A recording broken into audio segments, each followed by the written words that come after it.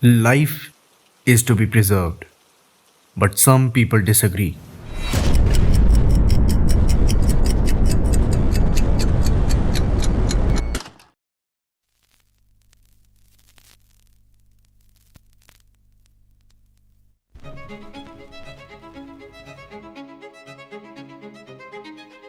Humans have achieved a lot in a very short period of time, including distancing themselves from seeing death.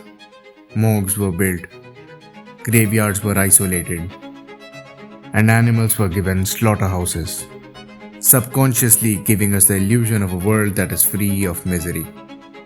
A world that works towards civilization. A world that works to provide help to everyone as they need it. But when we face war, we turn to the same civilization that was built to protect us.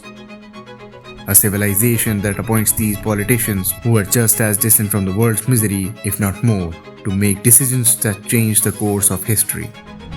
Many blame these systems for war. I disagree.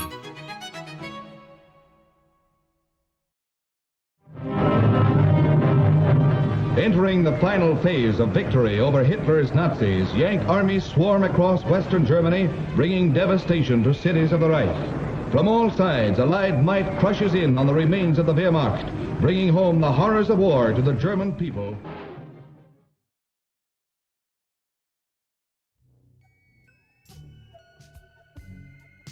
Many try and look towards human biology to explain the frequent wars that we have been facing for centuries and are facing even today. But a complex cultural event like war isn't explained by the violent and aggressive instincts of living beings, as wars don't break out due to people being violent, but instead people become violent as a result of war, as war is usually a result of tensions formed within or between cultures over decades or even centuries sometimes. In order to get to the root cause of war, we need to better understand civilization. Living beings have existed for millions of years now, but more importantly, they have been coexisting for just as long. And in order to coexist, we must learn to reason. And to reason, we must learn to communicate. As we discovered the challenges of communication, we developed languages, symbols, and our methods of communication only got more nuanced.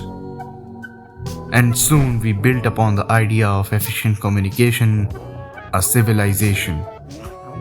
And this is exactly why, if we look deep enough into our history or the current world that we live in, within every argument, every quarrel, every conflict, and every single war lies the greatest threat to civilization: miscommunication. Russia's full-scale invasion of Ukraine, the largest invasion of a neighboring country in Europe since World War II. Russia forces unleashed a fresh barrage of attacks on Mariupol's last pocket of resistance by ground and air. Video shows smoke billowing from the side of a steel plant. Video obtained by the media that shows Russian soldiers committing war crimes in Ukraine. Civilization isn't a cause for war, but both are two sides of the coin that is humanity.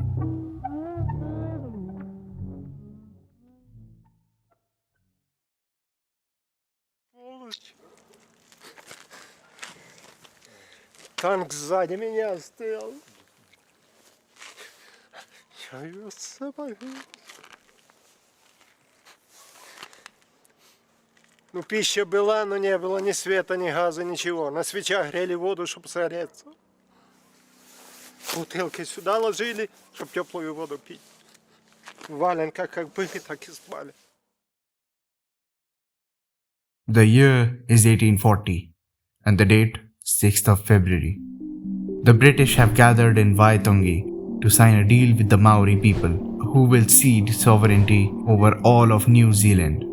But the document that was converted to Maori only left the governance to the British and the freedom to the Maori people. The decades of war that ensued this little error in translation left thousands dead.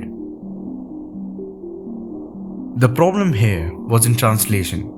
You see, the Maori version of the treaty translated the word sovereignty to Kavanatanga, which means governance in Maori. Not because of a misunderstanding, but because the Maori people don't have a term for sovereignty at all. The Maori culture had never experienced anything but tribal lifestyles. Miscommunication doesn't arise from the lack of translation of languages, but from a lack of ability of understanding another human being.